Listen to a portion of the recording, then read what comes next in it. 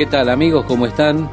Sí, hemos llegado al libro de Job y realmente entramos en una nueva sección del Antiguo Testamento.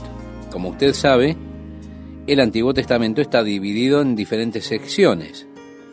Tenemos, por ejemplo, los primeros 5 libros que son llamados el Pentateuco, los libros de la ley.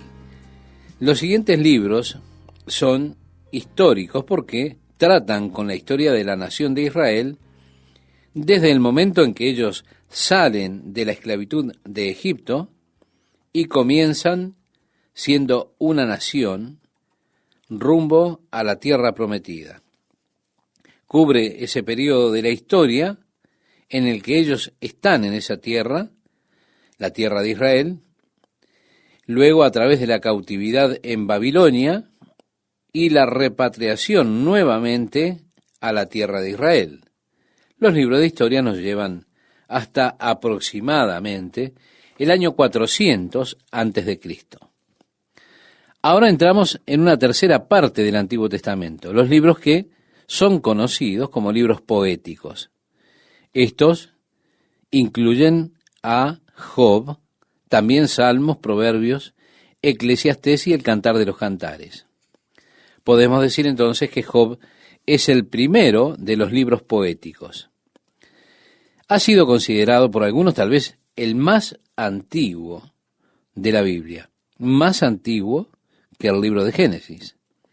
A pesar de que Génesis, por supuesto, trata de la historia que es anterior a Job, aún así encontramos en Génesis un Jobab, que es mencionado allí con ese nombre, que probablemente sea el Job de nuestro libro. Él, según ese relato, fue contemporáneo de Abraham. Así que es probable que Job se remonte hacia atrás en la historia, tanto como Abraham. Un par de generaciones más adelante de Noé y del diluvio. De esta manera podemos decir, en el libro de Job, es uno de los más antiguos de la literatura humana, la expresión del pensamiento de algunos de los primeros hombres. Una vez que la escritura fue desarrollada y los pensamientos pudieron ser registrados, encontramos que los hombres, desde el comienzo, han sido siempre, podemos decirlo así, casi iguales. A pesar de que nuestras culturas han cambiado, los tiempos han cambiado desde Job, aún así, básicamente, las mismas cosas que eran un problema para Job son esas mismas cosas que son un problema para nosotros. Las mismas necesidades que Job expresa son aquellas que existen en el hombre de hoy. En Job tenemos la imagen de un hombre que fue rebajado tal vez más que cualquier otro hombre haya sido rebajado nunca, a tan solo la misma esencia de la existencia. Con Job es solo la cruda existencia, sí. Todo lo que nosotros pensamos que es necesario para vivir, todo lo que consideramos importante para nuestras vidas, a Job le fue quitado. Le fueron quitadas sus posesiones, su familia, sus amigos, su salud. Podemos decir, lo perdió todo. Incluso perdió la conciencia del sentido de su propio valor cuando él comienza aún a maldecir el día en que había nacido, cuando él comienza a desear haber muerto. Cuando usted lo ha perdido todo, es entonces cuando se exponen los más profundos anhelos, es cuando se expone la búsqueda más profunda del hombre.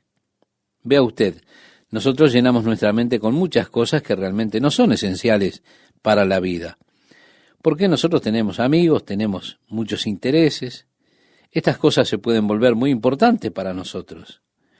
Desafortunadamente, las personas pueden gastar su vida entera en cosas que realmente no tienen mayor importancia. Toda una vida puede ser malgastada en los no esenciales. No se trata de ¿qué comeremos? O ¿comeremos o no? ¿Podemos comer o no? El argumento se vuelve, entonces, ¿qué tipo de comida comeremos? Bueno, tengo ganas de comida mexicana hoy. Y yo tengo hoy ganas de comer comida italiana. Pero no, yo quiero, para mí, la comida mexicana, quiero los nachos con salsa. Otro dice, yo quiero lasaña. Usted llama al abogado y le dice, bueno, yo quiero divorciarme. Qué tragedia que el hombre gaste su vida especializándose, ocupándose en las cosas menores y nunca llegue al verdadero sentido de la vida. Con Job, hermano, es solo existencia. Todo le fue quitado. Quedó solo él, solo el hombre natural. Ahora, ¿cuáles son las cosas que expresa? ¿Cuáles son los lamentos? ¿Cuáles son las necesidades? Ellas son las necesidades básicas del hombre y las necesidades básicas de la vida que son expresadas en ese momento. De esa manera, Job se vuelve un libro que es realmente muy interesante para nosotros cuando tenemos para escuchar estos lamentos de Job, mientras sus amigos tratan con las cuestiones más profundas de la vida. La historia de Job es realmente una historia interesante. Es una historia que seguro confirma lo que Dios le declara al profeta Isaías. Job expresa él mismo, y es que los caminos de Dios están más allá de lo que nosotros podamos descubrir. Dios le dijo a Isaías el profeta, mis pensamientos no son vuestros pensamientos, ni vuestros caminos, mis caminos, dijo Jehová. Esto lo podemos leer en el libro de Isaías, profeta, en el capítulo 55, versículo 8. Yo personalmente, estimado amigo, no pretendo comprender todo acerca de Dios. De hecho, debo confesar que comprendo muy poco acerca de Dios. Es por eso que yo lo adoro a Dios. Si yo pudiera comprenderlo completamente, entonces estaría Dios en mi nivel.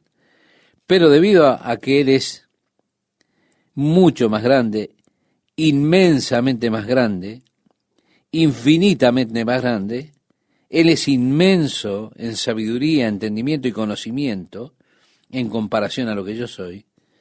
Por eso yo me mantengo reverente a Él y lo adoro. Él no hace las cosas siempre a la manera que yo las haría. Tampoco se detiene para explicarme por qué hizo a su manera las cosas, a pesar de que a veces yo le pido a Dios que me lo diga. Incluso no siempre le presta atención a mis demandas. Él simplemente sigue adelante y hace lo que Él desea, a pesar de mis objeciones. Ahora, yo aprecio eso, porque con el tiempo he descubierto que yo, en realidad, no sé mucho. Yo encajo en la categoría de la cual Shakespeare escribió cuando él dijo, hombre, pobre hombre, tan ignorante en aquello que él conoce más. Y yo que soy tan ignorante en las cosas que conozco más, de esa manera estoy contento de someter mi vida, mi voluntad a Dios y a su sabiduría. Estoy agradecido que puedo orar y decirle, Señor, yo no comprendo lo que tú estás haciendo.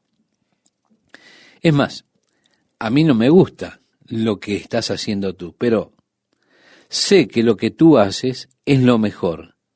Así que a pesar de que no me guste, continúa haciéndolo. No mi voluntad, sino que tu voluntad sea hecha. Bien, estimado oyente, luego de este prólogo, vamos a leer el versículo 1 del capítulo 1. Vamos a comenzar a leer el libro de Job. En el comienzo nos dice algo de su trasfondo. Hubo en tierra de Uz un varón llamado Job. ¿Dónde era esto? Donde quiera que sea, se nos habla acerca de él. No dice dónde era, pero nos dice que él era perfecto y recto, temeroso de Dios y apartado del mal. O podemos decir que Job era un buen hombre, amoroso, reverenciaba a Dios, odiaba el mal. Continúa diciendo, y le nacieron 7 hijos y 3 hijas. Su hacienda era 7.000 ovejas, 3.000 camellos, 500 yuntas de bueyes, 500 asnas y muchísimos criados, y era aquel varón más grande que todos los orientales. Un buen hombre, podemos decir, un hombre saludable, un hombre que amaba a Dios y estaba apartado del mal. Continúa diciéndonos, e iban sus hijos. Parecería ser que ellos eran muy de hacer fiestas. Él, en su preocupación por sus hijos, diariamente ofrecía a Dios sacrificios por ellos. Y decía, Señor, perdónalos si en sus fiestas ellos dicen algo que sea en contra tuya. Señor, perdónalos. Seguramente él estaba constantemente orando por sus hijos. Ahora, cambiamos de este hombre y nos conducimos hacia la escena celestial. Salimos de este panorama en la tierra y contemplamos un panorama en los cielos. Ahora estamos ante el trono de Dios y los ángeles están yendo y presentándose ante Dios. Y entre los ángeles, aquí viene Satanás. Ahora, esto ocurre incluso después de la caída de Satanás. Parece que él tiene acceso, de esa manera tiene acceso a la presencia de Dios. Ahora, ¿por qué Dios le permite estar allí? Yo le digo que no lo sé. No sé todo acerca de Dios, no lo sé realmente. Es una pregunta que tengo en mi mente. La Biblia dice que Satanás es el acusador de los hermanos y que él los acusa delante de Dios día y noche.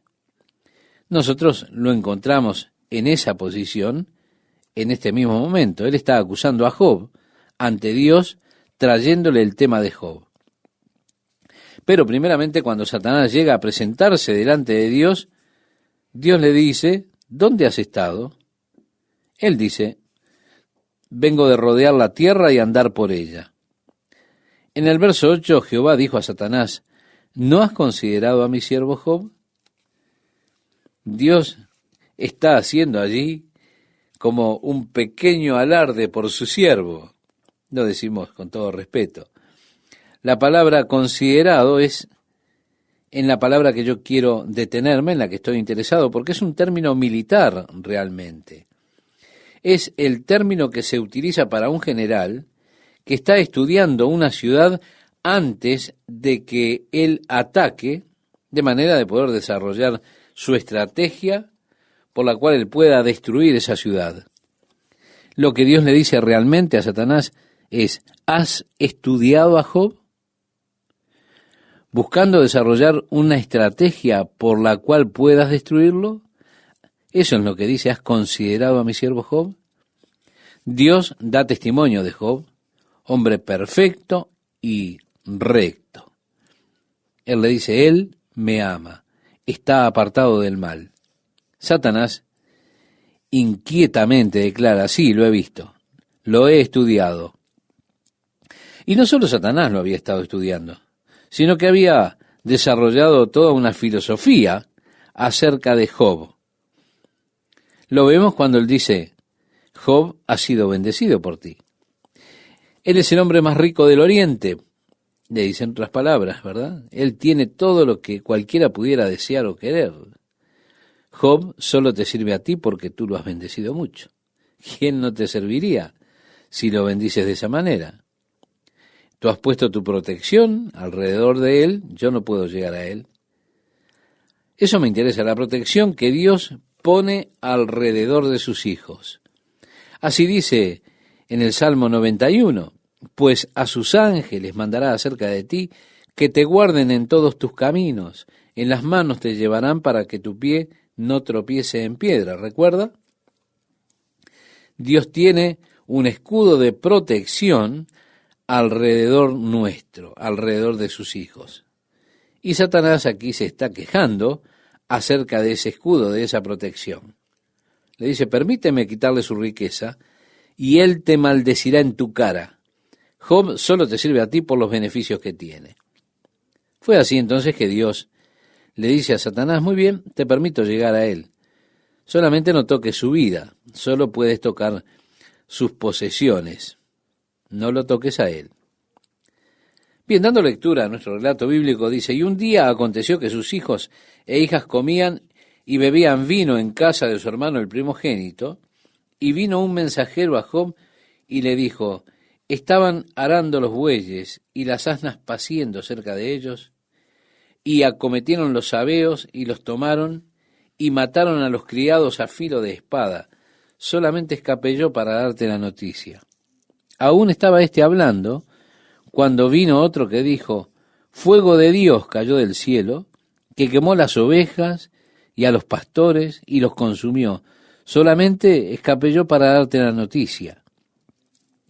Todavía estaba éste hablando, y vino otro que dijo, los caldeos hicieron 3 escuadrones y arremetieron contra los camellos y se los llevaron. Y mataron a los criados a filo de espada. Y solamente escapé yo para darte la noticia. Entre tanto que éste hablaba, vino otro que dijo, tus hijos y tus hijas estaban comiendo y bebiendo vino en casa de su hermano el primogénito. Y un gran viento vino del lado del desierto, azotó las 4 esquinas de la casa, la cual cayó sobre los jóvenes, y murieron, y solamente escapé yo para darte la noticia. Es decir, liquidados.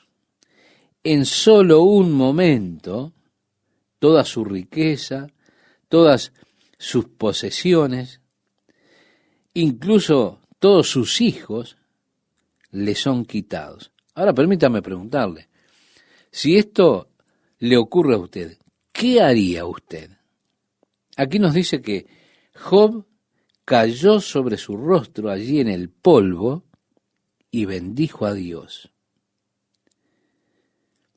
Por eso es interesante hacernos esta pregunta, ¿qué haría yo si me ocurre una cosa así? En el versículo 21, y dijo, desnudo salí del vientre de mi madre, y desnudo volveré allá. Jehová dio, Jehová quitó. Sea el nombre de Jehová bendito. En todo esto no pecó Job, ni atribuyó a Dios despropósito alguno. Quisiera decirle, estimado oyente, me gustaría decirle, que he tenido que escuchar a muchas personas acusando a Dios de manera necia. Tal vez ellos no maldijeron a Dios directamente, pero comenzaron a hacer una serie de acusaciones tontas en contra de Dios. Sí, yo he escuchado a algunas personas decir, yo no creo que Dios se esté preocupando por mí en absoluto. Yo no creo que a mí Dios me ame.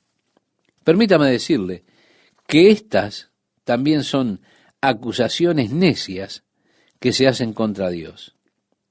A veces, debido a nuestras circunstancias, tendemos a hacer este tipo de acusaciones tontas en contra de Dios, debido a las circunstancias que tenemos que atravesar. Pero lo que yo quiero que usted note, que después de todo lo que le ocurrió a Job, Job no hizo eso. Él no acusó a Dios, sino que lo bendijo. Podemos decir entonces, culminando esta parte, que Job pasó la prueba número 1. ¿Qué tal, amigas, amigos? ¿Cómo están? Quiero animarles a que estén acompañándonos en estos estudios apasionantes del libro de Job. Sin duda un libro que necesitamos para comprender aquellas cosas que muchas veces nos pasan por alto. Nosotros vamos ahora a centrarnos nuevamente en la escena celestial. Comenzamos en el versículo 1, donde nos dice, aconteció que otro día vinieron los hijos de Dios para presentarse delante de Jehová, y Satanás vino también entre ellos, presentándose delante de Jehová. Tengo que decir acerca de Satanás que es realmente un cara dura. Quiero decir, estar delante de Dios, presentarse él mismo ante Dios, después de todo lo que hizo y no todo lo que sigue haciendo. En el versículo 2, y dijo Jehová a Satanás, ¿de dónde vienes? Uno piensa cuando lee esto y dice, como si Dios no supiera, pero no es así. Respondió Satanás a Jehová y dijo, de rodear la tierra y de andar por ella. Y Jehová dijo a Satanás, ¿no has considerado a mi siervo Job, que no hay otro como él en la tierra, varón perfecto y recto, temeroso de Dios y apartado del mal?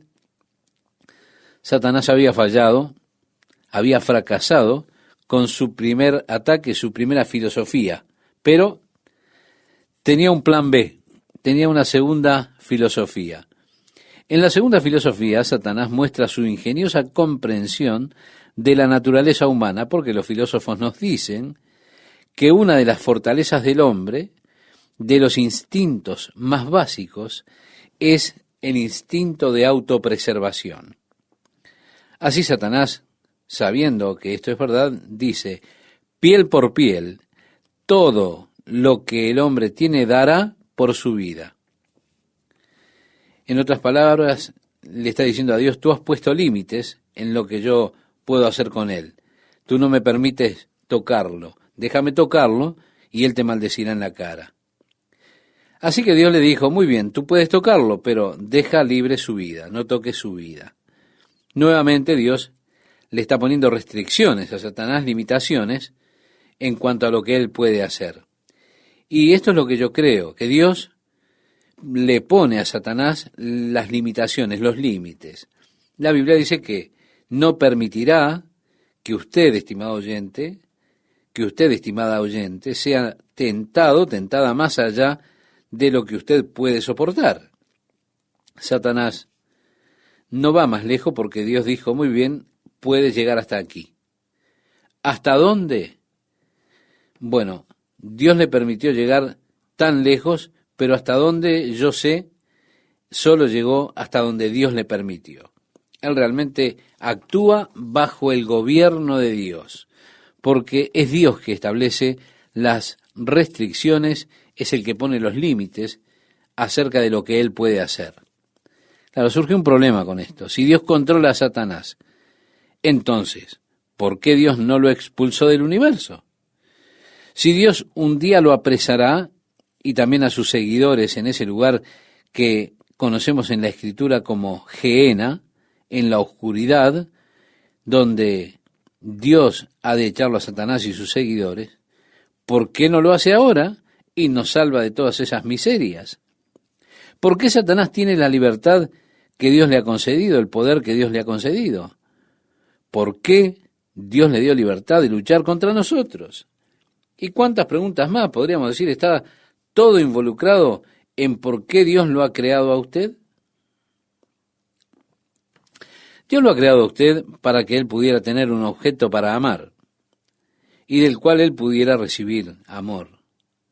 Ahora, la manera de recibir un amor que tenga significado necesariamente implica la libre voluntad en ello. Usted no puede ser un robot. Usted debe tener libre voluntad, la capacidad de poder elegir la manera de su amor por Dios y que ese amor sea verdaderamente un amor significativo, con significado. De esa forma Dios nos ha dado esta capacidad de libre albedrío, de libre elección, libre voluntad. Si no, ¿qué valor tendría a menos que hubiera algo para escoger? Tener el poder de elección y aún así no tener nada para elegir. Eso sería algo totalmente sin sentido. Así que Dios no solo tenía que crearnos a nosotros con la capacidad de elegir, elegirlo a Él o no, elegir amarlo a Dios o no, sino que Él tiene que permitir la oportunidad que haya una alternativa. Y de esa manera, a Satanás se le permitió quedarse con Dios o rebelarse contra Dios. Y él eligió rebelarse contra Dios. Al hombre le fue permitido, le fue ofrecido al hombre una opción alternativa, de manera que si a ese punto el hombre escogía amar a Dios, lo hacía por su propia elección. Dios sabría que esa opción era una opción de corazón, una opción que tiene significado, y Dios recibiría alabanza y gloria de ese amor con significado que le era expresado a él. Teniendo la oportunidad, el hombre puede tomar la elección equivocada. Quizá usted puede estar escuchando estas cosas ahora con un corazón roto, decepcionado. Pero tal era el caso en esta ocasión. Dios sabía que a través de los años habría quienes hicieran una elección correcta.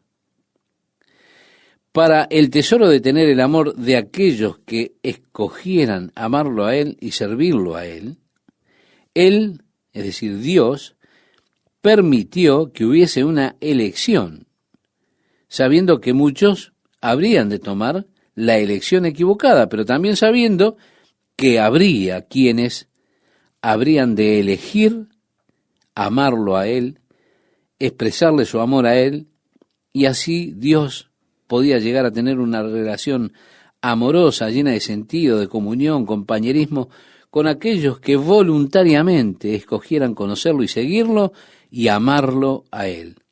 La elección aún está allí. Satanás todavía está operando de manera que trata de animarlo a usted a tomar una opción alternativa, otra elección. Pero el hecho de que usted resista al enemigo, a las tentaciones, a sus seducciones, a aquellas cosas que él busca poner en el camino para que usted se aparte de Dios, se aparte de la palabra de Dios, de la ley de Dios, para que usted siga así sus propios deseos, el hecho de que usted pueda resistir esas tentaciones, pueda seguir amando a Dios, y usted se reúna con los hermanos, adore a Dios, cante de su amor, alabe al Señor, pase tiempo meditando su palabra, en comunión con Él, eso para Dios es una comunión, es un compañerismo tremendamente significativo, porque Dios sabe que usted no tiene por qué hacerlo.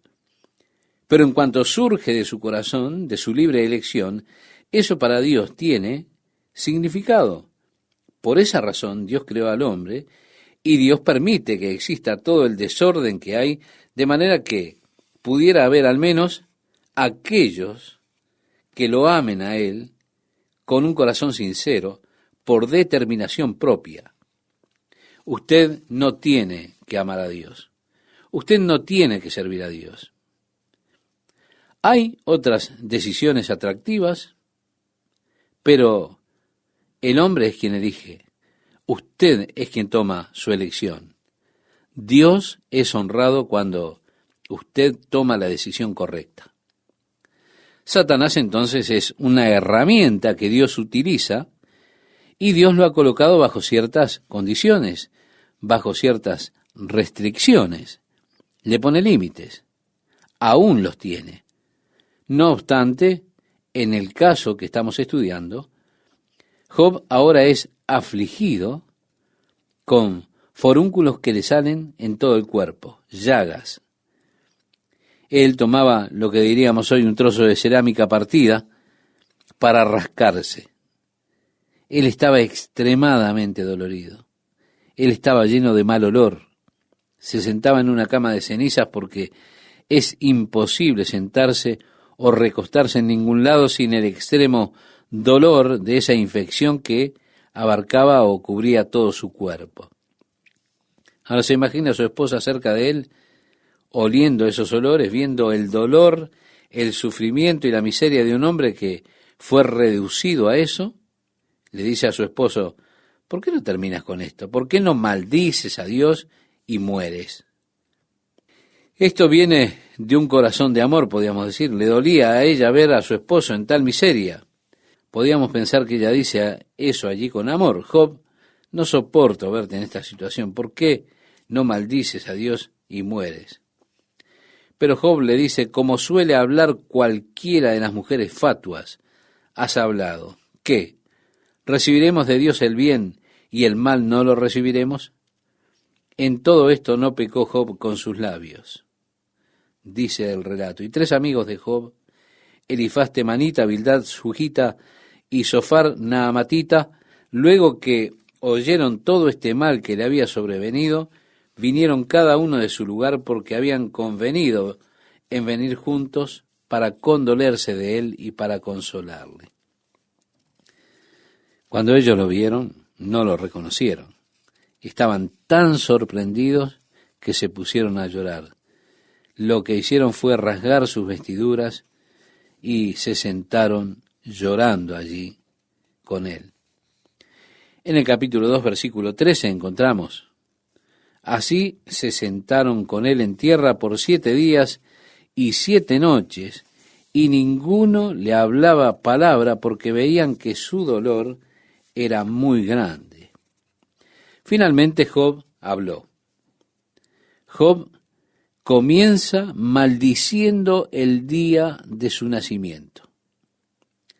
En el capítulo 3, verso 1 dice, después de esto, abrió Job su boca y maldijo su día. Yo quiero que usted, estimado oyente, note que él no maldijo a Dios. Él maldijo el día en que nació. Él dice, perezca el día que yo nací. Y la noche en que se dijo, varón es concebido, sea aquel día sombrío, y no cuide de él Dios desde arriba. Ni claridad sobre él resplandezca. Aféenlo tinieblas y sombra de muerte. Repose sobre él nublado, que lo haga horrible como día caliginoso. Ocupe aquella noche la oscuridad. Quiero, estimado oyente, que usted note cómo repite las palabras sombrío, tinieblas, oscuridad. Esto es precisamente poesía hebrea. Es esa repetición de un pensamiento, de una idea, con la ampliación del concepto. Continúa diciendo, oh, que fuera aquella noche solitaria, que no viniera canción alguna en ella, maldíganla los que maldicen el día, los que se aprestan para despertar a Leviatán, oscurézcanse las estrellas de su alba, espere la luz y no venga, ni vea los párpados de la mañana, por cuanto no cerró las puertas del vientre donde yo estaba, ni escondió de mis ojos la miseria. ¿Por qué no morí yo en la matriz, o expiré al salir del vientre? En otras palabras, él está diciendo, ¿por qué no nací muerto? ¿Por qué me recibieron las rodillas? ¿Y a qué los pechos para que mamase? Pues ahora estaría yo muerto y reposaría, dormiría y entonces tendría descanso, con los reyes y con los consejeros de la tierra, que reedifican para sí ruinas, o con los príncipes que poseían el oro, que llenaban de plata sus casas. ¿Por qué no fui escondido como abortivo, como los pequeñitos que nunca vieron la luz? Sigue diciendo, ¿verdad? ¿Por qué no morí? Yo estaría en paz. Nunca hubiera experimentado nada, está diciendo Job en otras palabras. Y al continuar nuestro relato allí, vemos que dice, allí los impíos dejan de perturbar, y allí descansan los de agotadas fuerzas. Allí también reposan los cautivos, no oyen la voz del capataz. Allí están el chico y el grande, y el siervo libre de su señor. ¿Por qué se da luz al trabajado y vida a los de ánimo amargado, que esperan la muerte y ella no llega, aunque la buscan más que tesoros, que se alegran sobremanera y se gozan cuando hallan el sepulcro. ¿Por qué se da vida al hombre que no sabe por dónde ha de ir y a quien Dios ha encerrado? Pues antes que mi pan viene mi suspiro, y mis gemidos corren como aguas. Porque el temor que me espantaba me ha venido, y me ha acontecido lo que yo temía. No he tenido paz, no me aseguré, ni estuve reposado. No obstante, me vino turbación. Estimado oyente, permítame señalarle, en primer lugar, que usted no debe tomar las afirmaciones de Job en su miseria para buscar desarrollar con ellas una doctrina bíblica. Porque hay un grupo, mejor dicho, hay varios grupos, que han tomado estas afirmaciones de Job y han desarrollado la doctrina de que el alma duerme. Recuerde el contexto. Este es Job, él está gritando de la miseria de su propia existencia. Estas no son las verdades inspiradas de Dios en lo que él está hablando. Es lo que Job está diciendo. Es su esfuerzo por comprender a Dios, por comprender los caminos de Dios. Job realmente está desafiando a Dios. Él está diciendo, ¿por qué Dios me permitió vivir? ¿Por qué no nací muerto?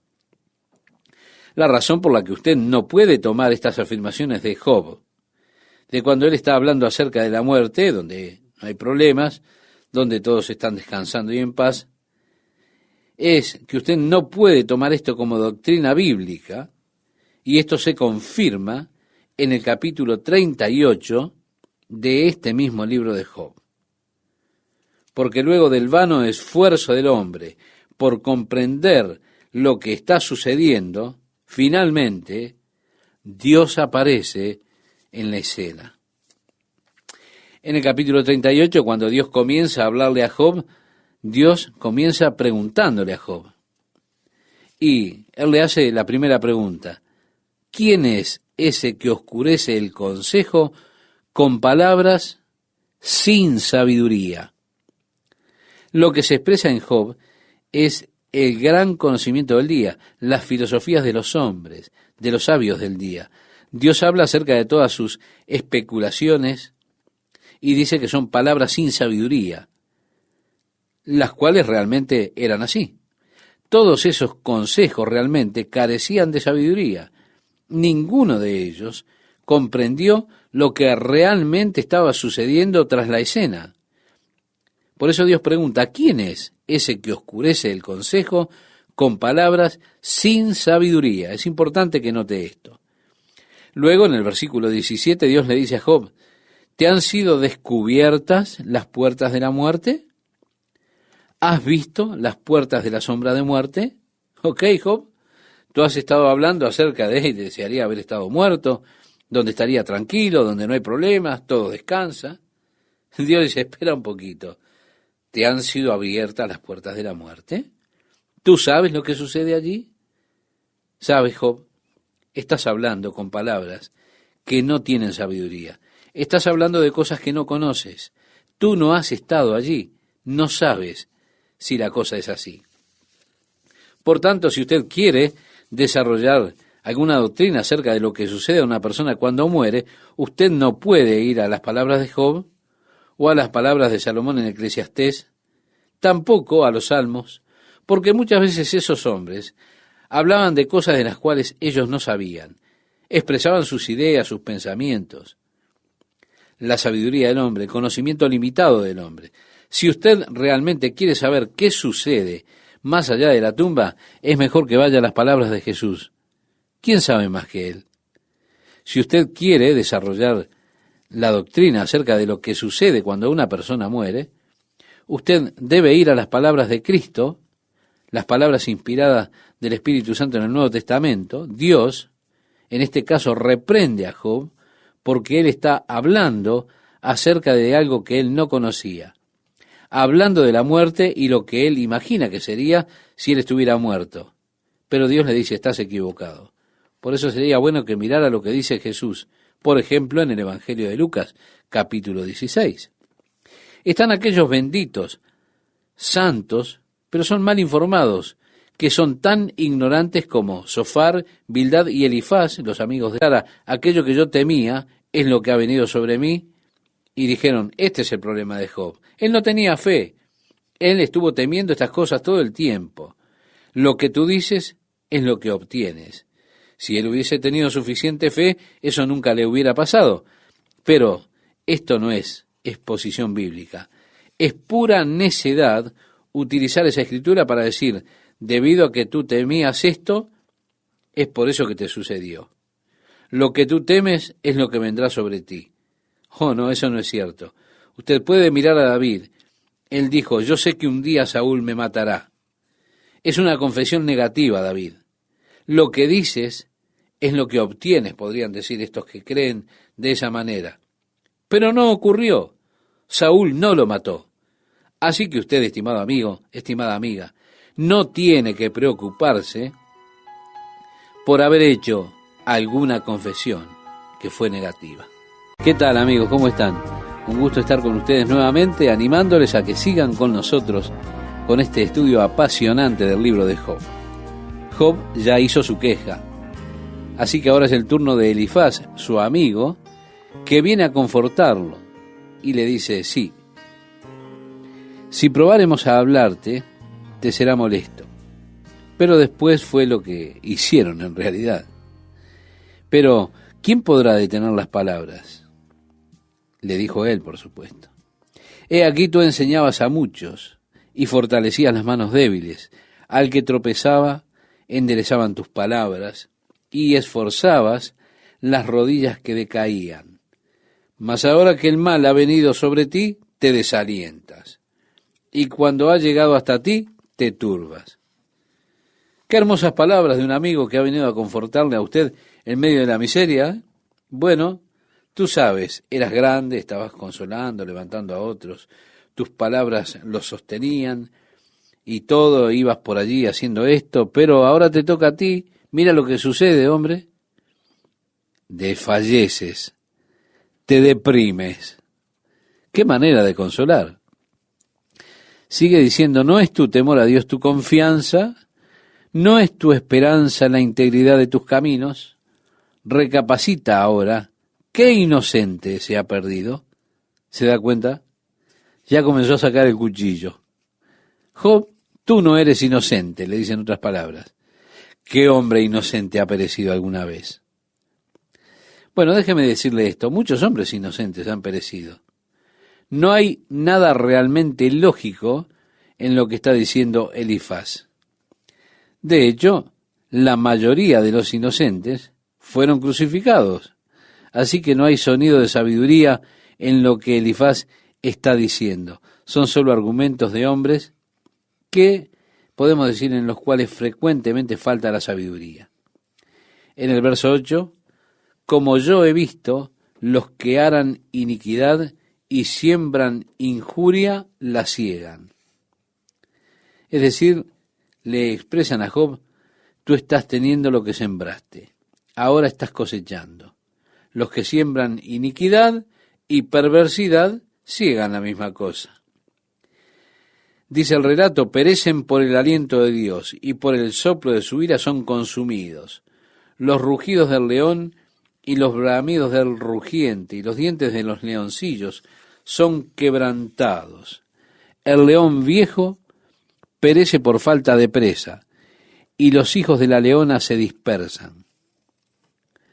Y ahora sí se vuelve todo místico, ¿verdad? Sigue diciendo, el asunto también me era a mí oculto, mas mi oído ha percibido algo de ello. En imaginaciones de visiones nocturnas, cuando el sueño cae sobre los hombres, me sobrevino un espanto y un temblor que estremeció todos mis huesos. Y al pasar un espíritu por delante de mí, hizo que se erizara el pelo de mi cuerpo.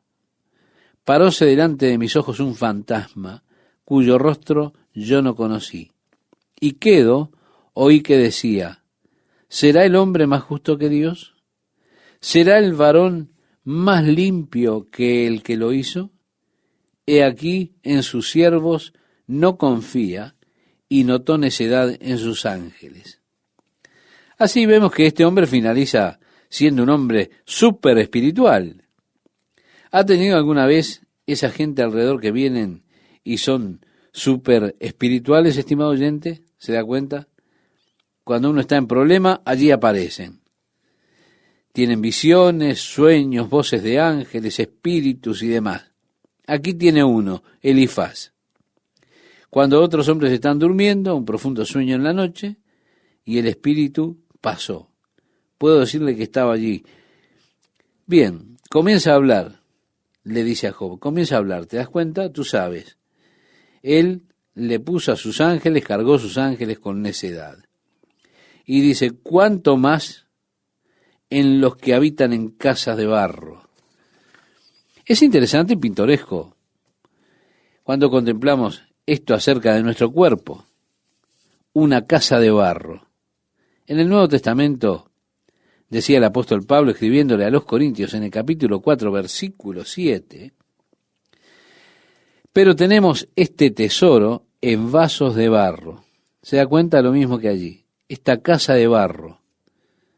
Y en esa casa de barro hay un fabuloso tesoro. ¿Cuál es?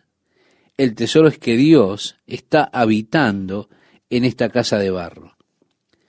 Lo dice el mismo apóstol Pablo escribiéndole a los Corintios en la primera carta, capítulo 3, verso 16. ¿No sabéis que sois templo de Dios y que el Espíritu de Dios mora en vosotros?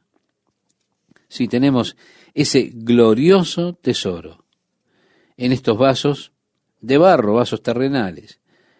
Es que Dios ha puesto mucho tesoro en esta cazuela de barro, sin sentido, para que la gloria siempre vaya, siempre sea para Dios, y no para la casa de barro. Yo soy esa vasija de barro, pero tengo la capacidad de contener el tesoro más preciado en el mundo, ese tesoro que es Dios y que habita en mi vida. Pero esto es ridículo, poner algo de tan grande valor en un recipiente tan común, en un pote de barro, pero Dios lo hizo así, Él lo quiso así, que su gloria no esté en vasijas de oro, sino en estos vasos de barro que lo contienen. Ahora, siempre es patético, triste, trágico, cuando las vasijas de barro tratan de apoderarse de esa gloria como propia, tratan de llamar la atención y tratan de mostrar esa gloria para sí mismos, en lugar de darle la gloria a aquel que habita dentro de la vasija de barro, haciendo la obra maravillosa que hace. Sí, es muy pintoresco, los hombres que habitan en casas de barro, hablando acerca de sus propios cuerpos. Eso es tremendo. Seguimos con nuestra lectura, dice, cuyos cimientos están en el polvo y que serán quebrantados por la polilla. De la mañana a la tarde son destruidos y se pierden para siempre sin haber quien repare en ello. Su hermosura no se pierde con ellos mismos y mueren sin haber adquirido sabiduría. Ahora pues, da voces. ¿Habrá quien te responda? ¿Y a cuál de los santos te volverás? En otras palabras, Elifaz le está diciendo a Job esto, ¿no? ¿Habrá quien te responda? ¿A cuál de los santos te volverás? Parece que en aquellos días ya habían quienes habían desarrollado santos, imágenes a los que se dirigían cuando tenían problemas. ¿A cuál santo tienes para acudir?, le dice Elifaz. Continúa el relato diciendo, es cierto que al necio lo mata la ira y al codicioso lo consume la envidia. Yo he visto al necio que echaba raíces y en la misma hora maldije su habitación. Sus hijos estarán lejos de la seguridad. En la puerta serán quebrantados y no habrá quien los libre. Está Elifaz acusando a Job de necedad, de tontería, y todo eso porque los hijos de Job fueron arrasados cuando la casa cayó. Así que él dijo, he visto la necedad y demás. Sus hijos están aplastados en la puerta y demás. Su mies comerán los hambrientos, continúa diciendo, y la sacarán de entre los espinos, y los sedientos beberán su hacienda. Los sabeos y los caldeos habían venido, le habían robado todo a Job. Así que él está tratando de explicárselo o de aplicárselo a Job. Esto es lo que te acontecerá. Cuando dice eso, es lo que les acontecerá a ustedes. Ustedes son los tontos y se han arraigado, pero de pronto son malditos y demás. Trae tremenda confusión lo que dice Elifaz. Continúa en el versículo 6 expresando, porque la aflicción no sale del polvo, ni la molestia brota de la tierra, pero como las chispas se levantan para volar por el aire, así el hombre nace para la aflicción. Ahora, esto podríamos decir que es una gran filosofía para la vida, ¿no? Hombre, tú fuiste nacido para la aflicción, así como las chispas se levantan para volar. Pero tal es el caso, desafortunadamente. Ciertamente yo buscaría a Dios, dice el versículo 8. Ahora él le está aconsejando a Job, dice, yo buscaría a Dios y encomendaría a él mi causa, el cual hace cosas grandes e inescrutables y maravillas sin número, que da la lluvia sobre la faz de la tierra y envía las aguas sobre los campos, que pone a los humildes en altura y a los enlutados levanta a seguridad, que frustra los pensamientos de los astutos para que sus manos no hagan nada, que prende a los sabios en la astucia de ellos y frustra los designios de los perversos. De día tropiezan con tinieblas y a mediodía andan a tientas como de noche. Así libra de la espada al pobre, de la boca de los impíos y de la mano violenta, pues es esperanza al menesteroso. Y la iniquidad cerrará su boca. He aquí bienaventurado es el hombre a quien Dios castiga. Por tanto, no menosprecies la corrección del Todopoderoso. Bien, Salomón sin duda estaba familiarizado con Job, porque en su consejo a su hijo le dice, no menosprecies, hijo mío, el castigo de Jehová, ni te fatigues de su corrección. Por supuesto, el apóstol Pablo recoge esto en el Nuevo Testamento, o quien haya sido que escribió el libro de los Hebreos. Mi posición es que fue el apóstol Pablo, pero hay quien no lo cree así. Quien sea que lo haya escrito en el libro de Hebreos dice nuevamente, hijo mío, no menosprecies la disciplina del Señor, ni desmayes cuando eres reprendido por Él. Y feliz es todo aquel que es azotado por Él, así que podemos decir, Elifaz primeramente le está diciendo, oye, no menosprecies, no desprecies el castigo de Jehová. Feliz es el hombre al que Dios corrige, no desprecies el castigo de Jehová. En el verso 18 continúa diciendo, porque Él es quien hace la llaga y Él la vendará. Él hiere y sus manos curan. En 6 tribulaciones te librará y en la 7ª no te tocará el mal. Realmente ahora no nos da los 7. Él habla de un par aquí, un par de cosas, bueno, 3 al menos. Dios te guardará en el tiempo de hambrunas, porque dice en el hambre te salvará de la muerte, del poder de la espada en la guerra, del azote, de la lengua serás encubierto. No temerás la destrucción cuando viniere. Así que podríamos decir, hay 4 o hay 7, pero Él no nos da nada acerca de las otras 3. Retrocede a la destrucción y al hambre simplemente. El verso 22 lo vemos, de la destrucción y del hambre te reirás y no temerás de las fieras del campo. Ahora viene la 5, pues aún con las piedras del campo tendrás tu pacto, y las fieras del campo estarán en paz contigo, sabrás que hay paz en tu tienda, visitarás tu morada y nada te faltará, asimismo echarás de ver que tu descendencia es mucha, y tu prole como la hierba de la tierra, vendrás en la vejez a la sepultura, como la gavilla de trigo que se recoge a su tiempo. He aquí lo que hemos inquirido, lo cual es así, óyelo, y conócele tú para tu provecho. Así que así son las cosas, estimado oyente. Él le dice a Job todo esto, escúchame, es por tu propio bien, hombre, enmienda tu situación con Dios. Y ahora en el capítulo 6 tenemos, respondió entonces Job y dijo, oh, que pesasen justamente mi queja y mi tormento, y se alzasen igualmente en balanza. Ahora, por supuesto, esto también es pintoresco. Usted tiene que verlo. En aquellos días, las balanzas tenían pequeños pesos que ponían en un lado de ellas. Luego, ponían del otro lado las uvas o lo que sea que usted comprase, lo ponían del otro lado. Cuando la balanza quedaba igual, entonces usted tenía allí el peso de un talento, el talento de uvas o de lo demás. ¿Usted ha visto alguna vez una de esas balanzas? Yo la he visto.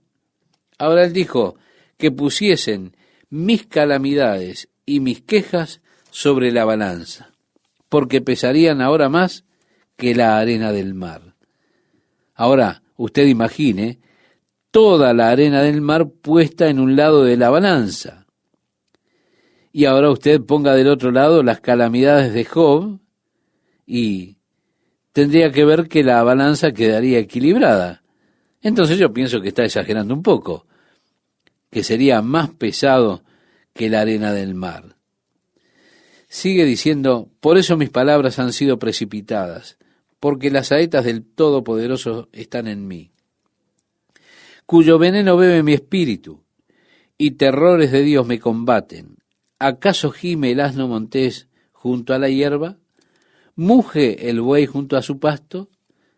¿Se comerá lo desabrido sin sal? ¿Habrá gusto en la clara del huevo? Las cosas que mi alma no quería tocar son ahora mi alimento. ¿Quién me diera que viniese mi petición y que me otorgase Dios lo que anhelo? ¿Qué es esto, Job? ¿Cuál es esa petición? Dice a continuación, y que agradara a Dios quebrantarme, que soltara su mano y acabara conmigo. Pobre Job, realmente está apretado, como decimos. Deseo que Dios me concediera mi petición, lo que anhelo, y eso es estar muerto, ser cortado, no soporto la vida ya más. Estoy seguro, estimado oyente, que cualquiera de nosotros ha llegado a situaciones en la vida que nos sentimos tan mal, tan a disgusto, que quizá nos ha pasado alguno de estos pensamientos. Job decía, que Dios me concediese mi deseo, pero con todo pienso que no es bueno que tengamos estos pensamientos. Muchas veces decimos, yo desearía estar muerto, pero en realidad no es eso lo que queremos decir.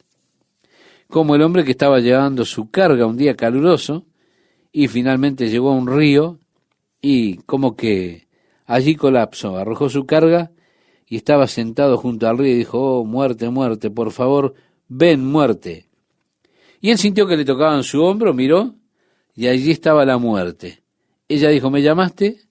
Él dijo, sí. ¿Te importaría ayudarme a poner esta carga en mi espalda para que pueda ponerme en marcha nuevamente?